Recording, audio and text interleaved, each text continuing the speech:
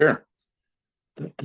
So for those of you who didn't join us at our last Power Lunch, this is the second in a continuing, what we hope to be a continuing series of Power Lunches through NAIOP Gulf Coast or NAIOP Gulf Coast. The kind of format is to have three kind of quick speakers, one to touch on a recent project or development in a little detail and inform of people of successes, lessons learned, and what they're working on next. Another one more of a regional economic incubators is the way we did it last time, and then focusing on our advocacy committee led by Evan in Baton Rouge to focus on what I think really sets NAIOP apart from other professional organizations is our advocacy, our lobbying, and our law writing. So next month we have a real day at the Capitol upcoming in Baton Rouge where we can talk to our elected leaders about issues that are affecting us in the real estate industry. So today I'm going to let Hoyt and Matt introduce themselves, but I believe Hoyt, you're starting us off today. Is that correct? If you say so. You got it. All right. I am the Director of Business Attraction for the Lafayette Economic Development Authority. I've been with LEDA for just over 11 years and been in the economic development game for just short of 20 years. I have both a policy background. I was with the Louisiana Association of Business and Industry for 11 years and understood the policy and the incentives and some of that stuff, and then switched over and turned into a practitioner, if you will. Cool. Maybe Matt, you'll be speaking next. Maybe you want to give a little intro for yourself, and then we can jump into Hoyt's presentation. Yeah, thanks, Joel. My name is Matt Zarzour. I'm the CEO of Zarzour Companies. We're a full-service real estate investment and development management firm located in Mobile, Alabama. I'll touch briefly on a couple of things just relating to the market around here, and then dive into a specific marine industrial project that we've undertaken in the last couple of years. But excited to be here. All right. Well, thanks to the group for the invitation to speak today.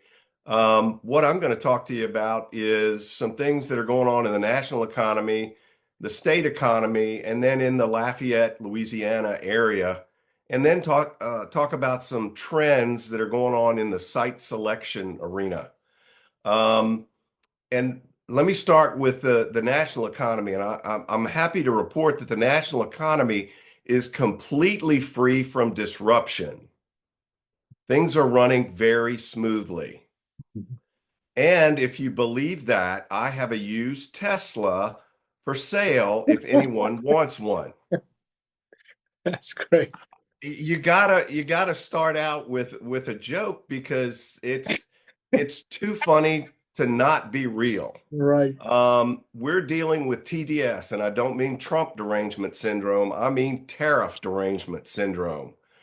But what I want to tell you, and I'm going to warn all of you, I'm going to be shamefully positive throughout this presentation, and I'm going to end it with just some positive tidbits and thoughts. But tariff derangement syndrome is real, but what I also want to tell you is that the deal flow is telling us a very different story.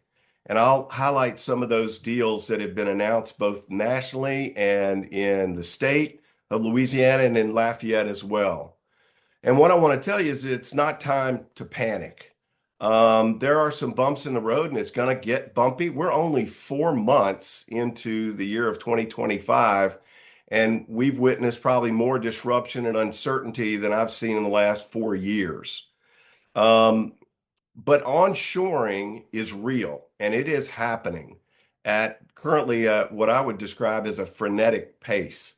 And I'll just take the most recent one, the NVIDIA announcement, $500 billion in investment to make chips and supercomputers in the United States. Now let's put that into perspective for a second. They are a $2.5 trillion CapEx company. They took a hit today in the market, but it's a 5% hit based on, or 5% or less on, if you compare it to the announcement that they're making. So it's just a momentary blip. And the market and the media tend to focus on those things. And I get it. You can't be focused on what's going on in the market every day. It'll just drive you nuts. Let's look at what has happened in the state of Louisiana, and the state is truly on a roll over the last several months. Most of you probably know about the Meta announcement, a $10 billion, the largest in the country ever, data center to be constructed in Richland Parish in northeast Louisiana. And then there's the Hyundai announcement. That's a $6 billion project. ExxonMobil recently announced a $100 million expansion of their Baton Rouge facility. And then the most recent one, CF Industries, announced a $4 billion. Now that's $20 billion in the last less than 6 months. In total, over the last year, there have been almost 41 new business projects, 16,000 new jobs, and nearly 50 billion in capital investments announced in Louisiana.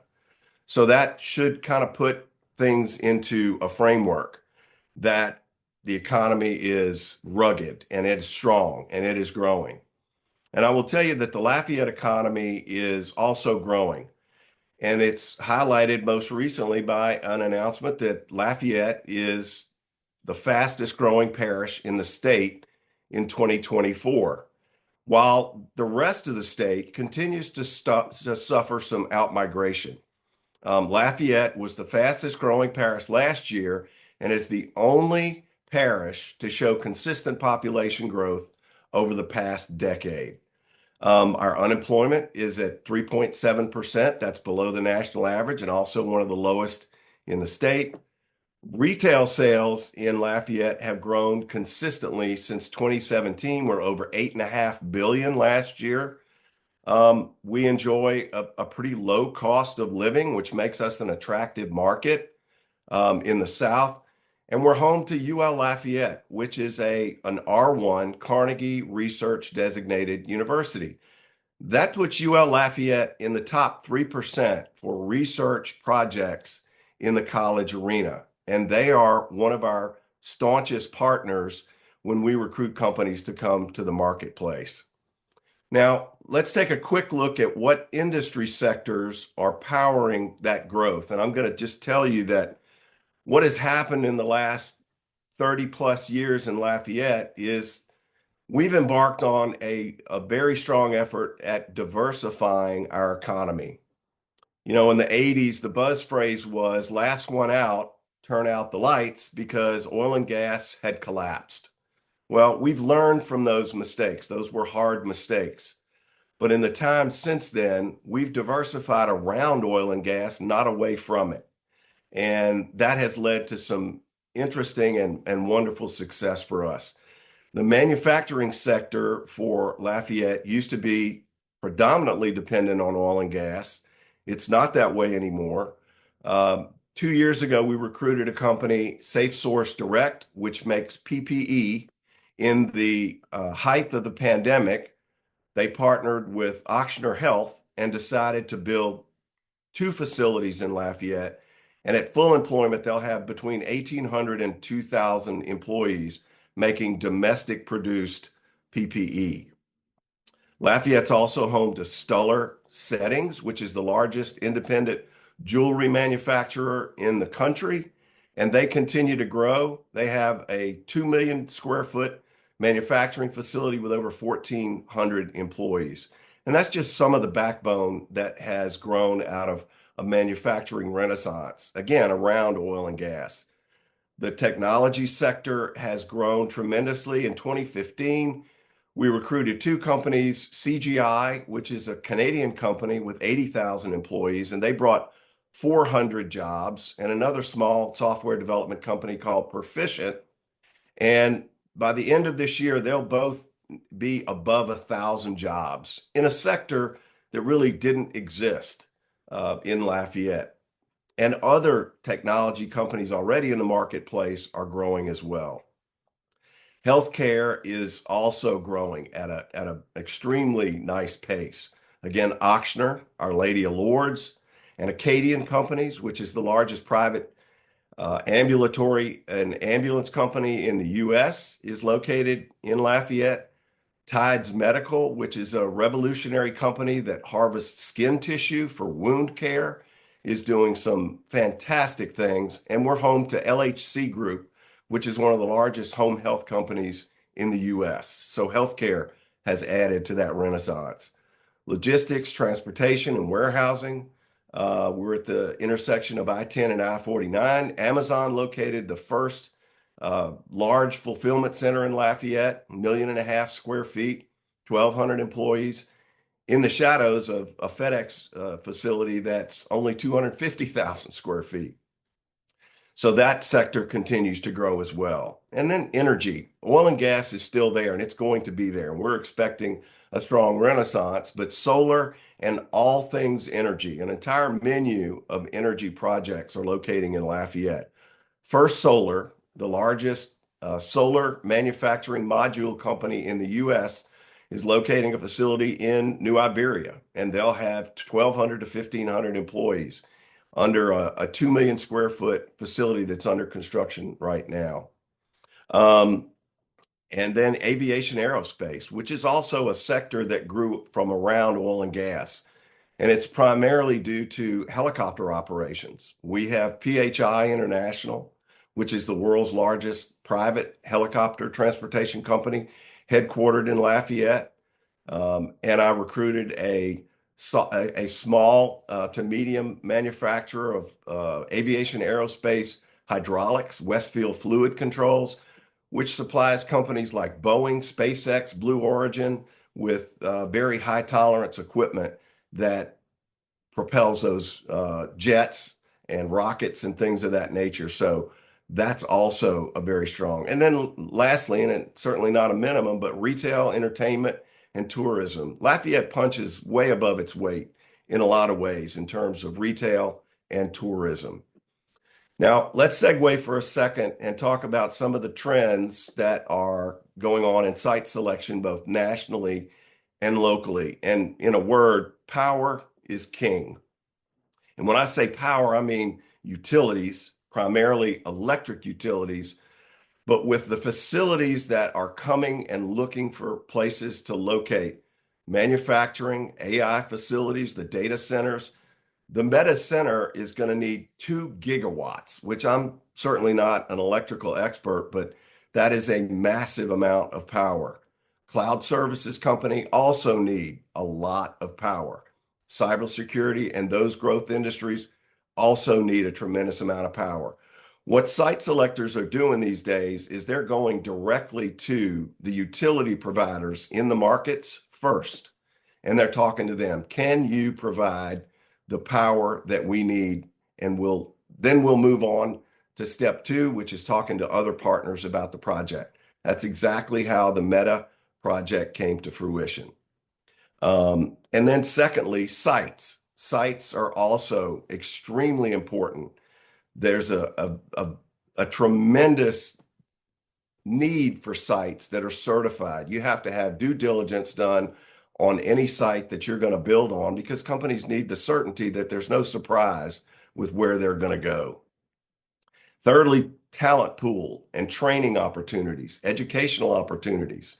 Companies need to know that where they're going, the community will support them with talent, recruitment, and development. And that's a key factor as well. And then lastly, quality of place and lifestyle. And I'll just give you a couple of examples. In the past few years, we've recruited 2 companies with CEOs located in Southern California that initially were looking at locating just a facility in Lafayette. And halfway through the recruitment project, they came to us and said, I'm coming. I'm not coming just with a facility. I'm moving my family. My employees are moving, and I'm going to grow employees in Lafayette, because they saw what we talked to them about, which is a community that gets things done. And that's just two examples. It happens all the time. And then lastly, it's relationships and credibility matters. We have boomerang projects that happen all the time. And what I mean by that is there are people that have at one time in their career worked in Lafayette and built a business in Lafayette and moved away. And they remember what it was like. And they call us and say, hey, I want to bring my company back, or I want to open a facility in Lafayette because of the quality of life and what we offer. Are there headwinds? Certainly there are. And the headwinds everyone knows about. Uncertainty and instability in the marketplace. We deal with it every day. Small business impact. I can't tell you what concerns I have about what the impact of all of the disruption that goes on within the small business community, because small business powers a large part of our economy. And then along with that is the risk tolerance. What do CEOs, what do companies have in terms of a risk tolerance? Are they willing? Are they going to manage this disruption well? Are they going to handle it? That's a big question. And of course, geopolitical fears. Those have ratcheted up in many ways in the last several months. And then lastly, particularly on the California coast, the Gulf Coast, and also on the East Coast, it's an insurance market and lawsuit abuse that continues to challenge business and business growth. And those are things that are hopefully going to be addressed in this upcoming legislative session, because if we don't get some stability in that area, it's going to be difficult for companies to make a decision to come to Louisiana. Now, what's happening and what does that really mean? Hoyt, Yeah. sorry, I'm gonna be the time police. I'm the bad guy. But could we get this in the next minute or two? I just want to be fair to the other speakers. No problem. I got you. Well, Thanks. I'm going to wrap it up real quick. I'm just going to tell you, either learn to deal with it or get over it. It's going to run over you, and focus on what you can control, not what you can't control, because that determines the outcome. Thanks. Thank you. Matt, I'll pass that baton over to you. Great, thank you, Hoyt. I'll be pretty brief. I wanted to just introduce myself, our company, real quick, and then dive into just kind of some things we're seeing over here to the east in Mobile on the Gulf Coast, and then touch on Chickasaw Marine Terminal, which is a marine industrial facility that we own or are in the process of rehabilitating and trying to add a bunch of value to. So I'm going to share my screen real quick.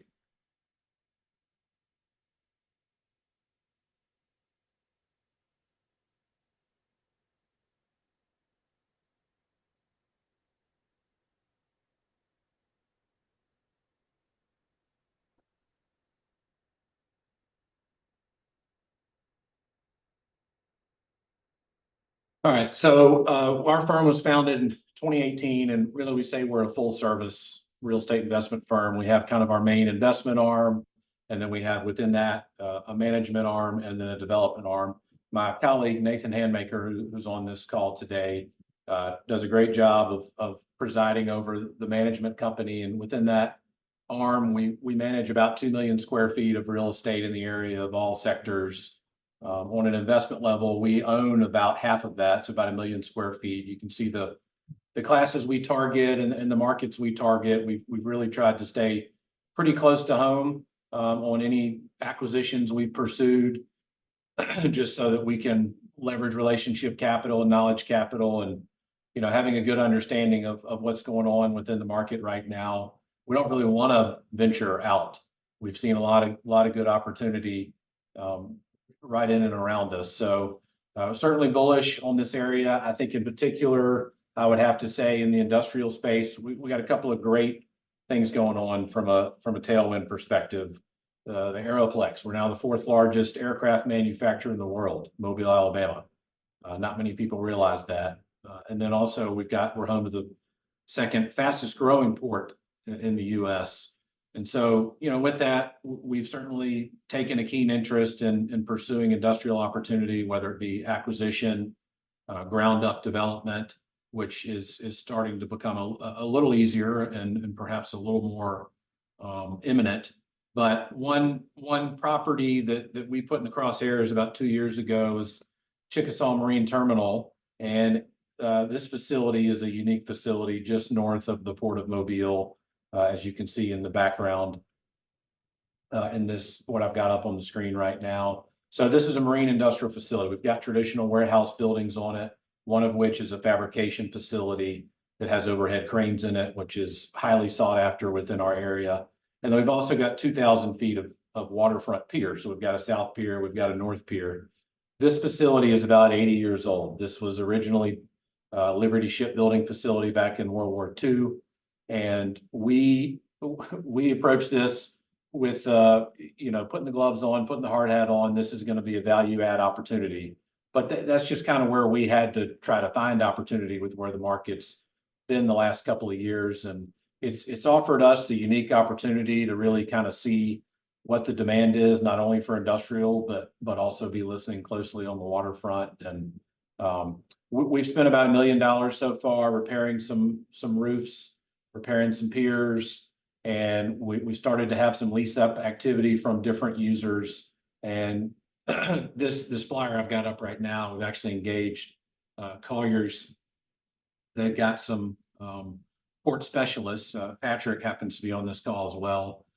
They've been great, and they have a good network of contacts there that have helped us be able to establish some momentum. And we're continuing to lease up here. We're continuing to improve the facility, continuing to kind of ride those tailwinds that we're seeing with the port. And we're optimistic about this specific sector, which we call marine industrial. We're actually acquiring another facility just down the river.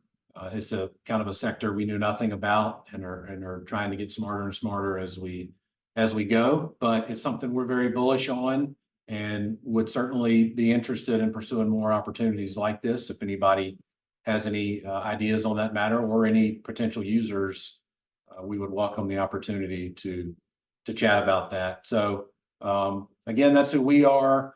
Very excited about kind of what we're seeing at a macro level within the Mobile, Baldwin County, Central Gulf Coast market.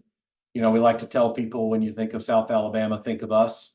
So please feel free to reach out anytime, and certainly appreciate the opportunity to talk today, Mac and Joel. I think this is great, and look forward to continuing to attend these.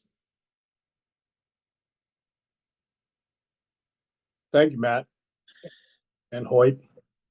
And I'll just keep us moving. Evan, if you want to give us a quick update on the government affairs side.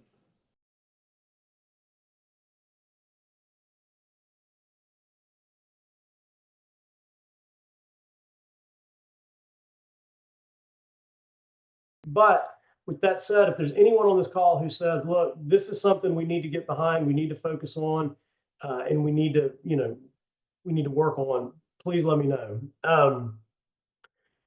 Let's see, what else do I have? We talked power, we talked session, we talked survey. Yeah, any questions from the group? Well, along those lines, Evan, I was just going to ask maybe a little shameless promo piece, but if your government affairs committee, if more folks wanted to join that committee and maybe help push on the municipal, state, or whatever level, are you open to adding more folks? Absolutely. Yeah, there's strength in numbers. And I mean, yeah, we would love to have more people. I think we just added Ben Graham with Sterling to the team. So yeah, we'd love to have more people and continue to get more organized with this. I agree with that strength in numbers approach. Mm-hmm. We can all kind of tackle it together. Yeah. I guess one last thing I will leave you with. This isn't really, well, it's what we do, so it helps. But with what we're trying to accomplish from a legislative standpoint, we did a survey recently, or a study on the market that really covers our geographical territory for the NAIOP Gulf Coast chapter. So we looked at the 8 markets along the I-10 corridor from Lake Charles all the way over to Baldwin County. So essentially Texas state line all the way to Florida state line. And there's just under 231 million square feet of industrial inventory. So to give you an idea, that covers a 400-mile stretch of I-10, and that goes across 3 states. And that's only 27% of the total inventory that the Houston market has alone. So we got across the entire Gulf South, our vacancy rate is 3.8%. In Louisiana, it's the lowest. Baldwin and Mobile are kind of the highest at 4.6 and 4.7%, but still, below the national average. So we're below the national average across the market with vacancy.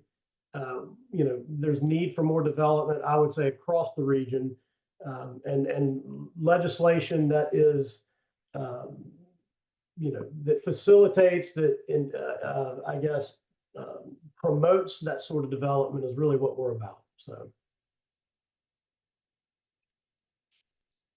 That's great. Thank you, Evan, and Matt and Hoyt. Thank you guys. While you guys were chatting, I could think of a few maybe questions myself. Would you guys be okay if we shared your contact info? I think this group may already have it, but would that be all right with y'all if anybody had any follow-up questions? Yeah, please feel free. Yes, most definitely. Right. That's great. Okay, Joel, you got any wise words to wrap us up? No, thank you. That was incredibly optimistic. I feel so much better. I wish maybe just replay this in the mornings before you start your day and power you through. It's I feel much better.